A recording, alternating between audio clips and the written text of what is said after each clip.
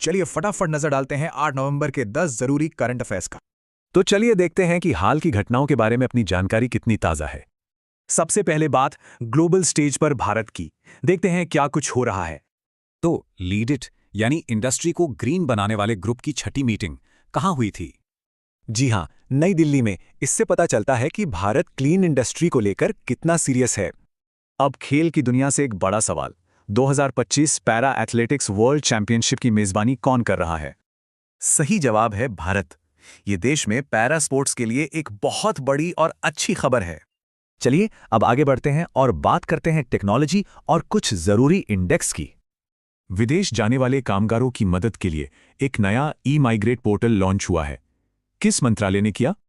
ये काम किया है विदेश मंत्रालय ने। मकसद है कि पूरी प्रक्रिया आसान और सेफ हो। अच्छा, नेटवर्क रेडिनेस इंडेक्स 2024, इसमें भारत की रैंक क्या है? भारत को मिली है 58वीं रैंक। ये आंकड़ा काफी जरूरी है। ये रैंक दिखाती है कि भारत डिजिटल ट्रांसफॉर्मेशन और नई टेक्नोलॉजी अपनाने में तेजी से आगे बढ़ रहा है।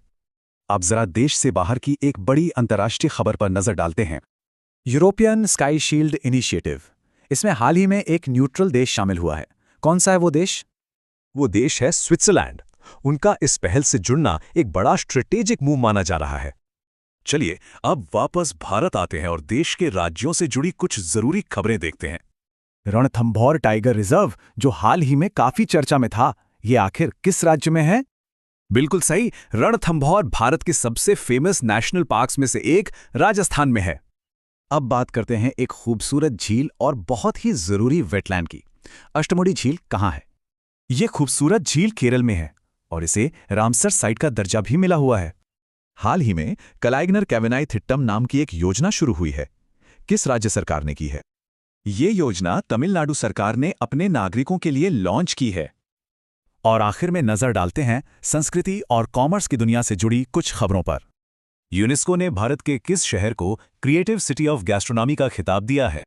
ये सम्मान मिला है केरल के कोझिकोड को अपने लाजवाब खाने और विरासत के लिए। DGCIS, जो व्यापार के आंकड़े जमा करता है, इसका नोडल मंत्रालय कौन सा है? इसकी जिम्मेदारी है वाणिज्य मंत्रालय यानी मिनिस्ट्री ऑफ कॉमर्स के पास। तो ये रहा एक क्विक रिकैप उन खास जगहों का जो आज खबरों में थीं।